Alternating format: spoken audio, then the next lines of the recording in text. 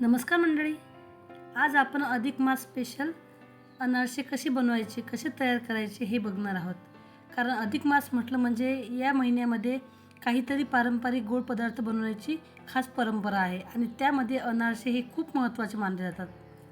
आणि विशेषतः नवीन लग्न झालेल्या आपल्या मुलीला, जावयाला हे अनारसे दिले जातात. तर ही रेसिपी पारंपरिक आहे आणि खूप महत्त्वाची आहे. चला तर मग रेसिपीला सुरुवात करूया. अनारसे तयार करायला 1 ग्लास रेशनचे तांदूळ घेतलेले आहे. तर रेशनचे तांदूळाचे अनारसे खूप मस्त होतात, म्हणून मी रेशनचे तांदूळ घेतलेले आहे. तर ते 2 ते 3 वेळा स्वच्छ धुवून काढलेले आहे. मस्त चोळून स्वच्छ धुवून काढलेले आहे. तांदूळ स्वच्छ धुवून झाल्यानंतर परत पाणी टाकायचं आणि यावरती झाकण ठेवायचं. जर आपण सकाळी हे तांदूळ धुवून आता ठेवलेले आहेत, तर उद्या सकाळी परत आपल्याला यातील पाणी काढून टाकायचं आहे. दुसरं पाणी टाकायचं आणि झाकून ठेवायचं. असं आपल्याला सलग 3 दिवस करायचं आहे. म्हणजे दररोज आपल्याला यातील पाणी चेंज करायचं आहे, दुसरं पाणी टाकायचं आणि झाकून ठेवायचं आहे. 3 दिवस झाल्यानंतर यामध्ये परत पाणी टाकायचं आणि थोडेसे हलक्या हाताने हे तांदूळ धुवून काढायचे. जो आंबट वास असेल तर तो वास निघून जाईल. जास्त चोळायचं नाही, फक्त हलक्या हाताने आपल्याला तांदूळ धुवायचे आहेत. त्यानंतर एका चाळणीत ठेवायचे आहे आणि कपड्यावरती सुकवायचे आहे फॅन खाली. उन्हामध्ये अजिबात सुकवायचे नाही आणि फॅन खालीही आपल्याला जास्त वेळ सुकवायचे नाही. फक्त 15 ते 20 मिनिटच हे तांदूळ सुकवायचे आहेत. फॅन खाली 15 ते 20 मिनिटात तांदूळ सुकतात. तांदूळ जास्त सुकवायचे नाहीत, ओलसरच ठेवायचे आहे. हातामध्ये आपण जर तांदूळ घेतले तर ते आपल्याला थंड लागायला हवे, ओलसर लागायला हवेत. तांदूळ मस्त सुकलेले आहेत, तर हे जमा करायचे आणि आता मिक्सरमध्ये बारीक करायचे आहेत. आणि जर तुम्ही असे तांदूळ हातामध्ये कुस्करले त्याचा चुरा व्हायला पाहिजे. तर बघा असं तांदूळ बारीक होते, त्याचं पीठ तयार होते. मिक्सरचं भांडं घ्यायचं आहे. त्याआधी आपल्याला आपण तांदूळ घेतलेले आहे 1 ग्लास भरून, तर पाऊण ग्लास गूळ घ्यायचा आहे. बारीक रवा असतो त्याप्रमाणे हे तांदूळ बारीक करायचे आहेत. तर मिक्सरच्या भांड्यामध्ये तुम्ही तांदूळ मस्त बारीक करून घ्या. तांदूळ बारीक करून झाल्यानंतर बारीक चाळणी घ्यायची आणि हे पीठ गाळून काढायचं.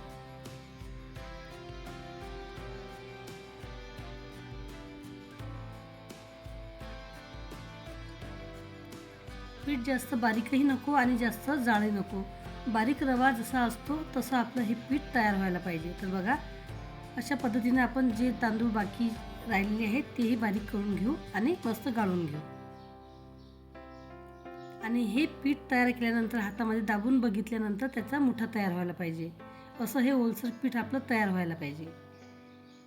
आता आपण अर्ध पीठ घेतलेलं आहे, त्यामध्ये अर्धा गूळ टाकणार आहोत आणि परत गूळ आणि तांदळाचं पीठ मस्त एकजीव होईपर्यंत मिक्सरवरती फिरून घेणार आहोत.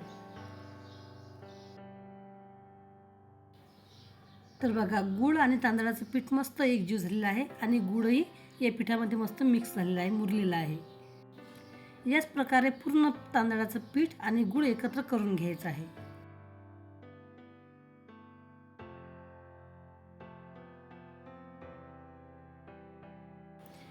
पाव चमचा जायफळाची पूड टाकायची आहे. जायफळ मस्त किसून यावरती टाकायचं आहे. परत एक वेळा हे मस्त मिश्रण मिक्स करायचं आहे आणि याचे लाडू बनवायचे. अधिक मासामध्ये लेकी जावयाला अनारसे देण्याची परंपरा आहे. कदाचित तुम्हाला माहीत असेल, कारण अधिक मास हा पुरुषोत्तम मास, हा धार्मिक दृष्टीने खूप महत्त्वाचा, पवित्र मानला जातो. अधिक मासामध्ये लेकी जावयाला घरी बोलवण्यामागील काय कारण आहे तर बघा, मुलगी आणि जावयाला सन्मानाने जेवण देणे ही प्रेम आणि आदर व्यक्त करण्याची एक पद्धत आहे. कुटुंबातील नाती अधिक घट्ट करण्याचा हा एक सुंदर मार्ग आहे. आता आपण लाडू तयार केले आहे, ते एका स्टीलच्या डब्यामध्ये टाकायचे, ठेवायचे आणि झाकण बंद करून हे लाडू आपण 4 ते 5 दिवस या डब्यामध्ये ठेवणार आहोत.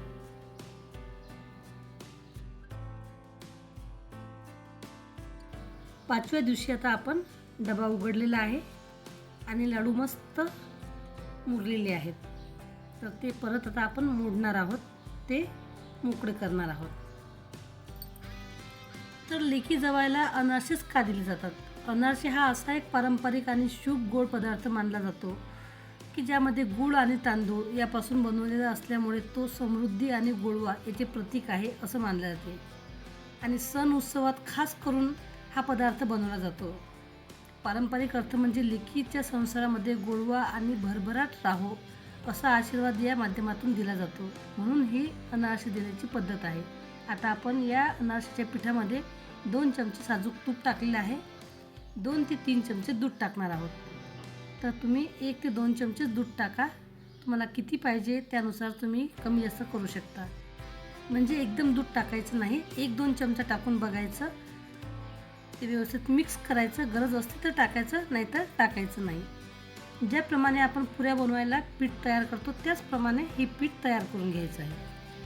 अनारसे हा असा पदार्थ आहे जो अनेक धार्मिक, सांस्कृतिक आणि कौटुंबिक कारणामध्ये ही रेसिपी हा पदार्थ बनवला जातो. विशेष म्हणजे महाराष्ट्रीयन परंपरेचा एक महत्त्वाचा भाग आहे. लक्ष्मीपूजनाला अनारसे हमखास बनवले जातात. लक्ष्मीला अनारसेचा नैवेद्य दाखवला जातो आणि प्रत्येक मुलीला लक्ष्मी समान मानले जाते. आणि नवीन लग्न झालेल्या मुलीला, जावयाला म्हणजे लेकी जावयाला लक्ष्मीनारायणाचा जोडा म्हणून संबोधले जाते आणि त्यांना अनारसे देण्याची ही पद्धत अधिक मासामध्ये प्रसिद्ध आहे. गुळापासून बनवलेले अनारसे हे घरामध्ये सुबत्ता आणि सुख शांती देण्याचे चिन्ह मानले जाते. यातून जावयाला आणि मुलीला भविष्यासाठी गोड शुभेच्छा दिल्या जातात. थोडक्यात अनारसे हे लेकीच्या सासरच्या लोकांशी नाते अधिक घट्ट करण्यासाठी आणि त्यांना गोड आठवणी देण्यासाठी दिले जातात. एक प्लास्टिकची पिशवी घ्यायची आहे, त्याच्यावरती खसखस टाकायची, कारण आपण एकाच वेळी 5 ते 6 अनारसे तयार करून घेणार आहोत. तर पद्धत खूप सोपी आहे आणि झटपट होणारी आहे. सर्वप्रथम आपण एक समान गोळे करून घेतलेले आहे. आता प्लास्टिकच्या पिशवीवर खसखस टाकलेली आहे आणि त्यावरती मस्त अनारसे तयार करत आहोत. अनारसे तयार करताना थोडंसं हाताला तूप लावायचं आणि अशा पद्धतीने अनारसे तयार करायचे. एकाच बाजूला आपल्याला खसखस लावायची आहे, म्हणजे खालच्या बाजूला खसखस लावायची, म्हणजे खसखस वरतीच आपण अनारसे तयार करत आहोत.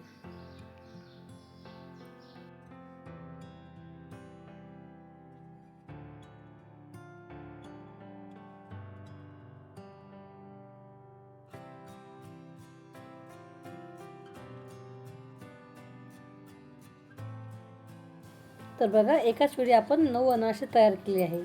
आता गॅस पेटवायचा, कढई ठेवायची, त्यामध्ये मी साजूक तूप टाकणार आहे. तुम्ही तेलामध्येही अनारसे तळू शकता, परंतु साजूक तुपामधले अनारसे अप्रतिम चवीचे तयार होतात. खायला खूप स्वादिष्ट लागतात. तुमच्याकडे जर साजूक तूप असेल तर तूप घ्या, नाहीतर तेलही घेतलं तरी हरकत नाही. अनारसे तळताना खसखस लावलेली बाजू कधीही वर ठेवायची आणि तूप तापवून घेतल्यानंतर गॅस कमी करायचा, मीडियम करायचा आणि अनारसे मस्त कमी गॅसवरती तळायचे आहेत. थोडेसे अनारसे तळून झाल्यानंतर त्यावरती अशा प्रकारे आपल्याला तूप टाकायचं आहे, म्हणजेच तेल टाकायचं आहे, किंवा एखादा छोटा चमचा घेऊन झाऱ्यावरती अनारसा ठेवायचा आणि त्याच्यावरती अशा प्रकारे तूप टाकायचं किंवा तेल टाकायचं. आणि अनारसा आपल्याला एकाच बाजूने तळायचा आहे, दुसऱ्या बाजूने उलटून तळायचा नाही. बस अशा प्रकारे मस्त आपले खुसखुशीत खमंग अनारसे तयार होतात. अनारसा मस्त भाजून तयार झालेला आहे आणि त्याला जाळीसुद्धा पडलेली आहे. तर आता आपण अनारसा काढून घेऊ.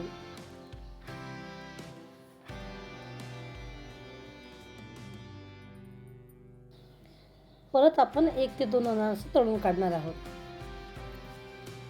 कढईमध्ये तूप टाकल्यामुळे आपल्याला तूप जास्त तापलेलं किंवा वाफा निघताना दिसत असेल.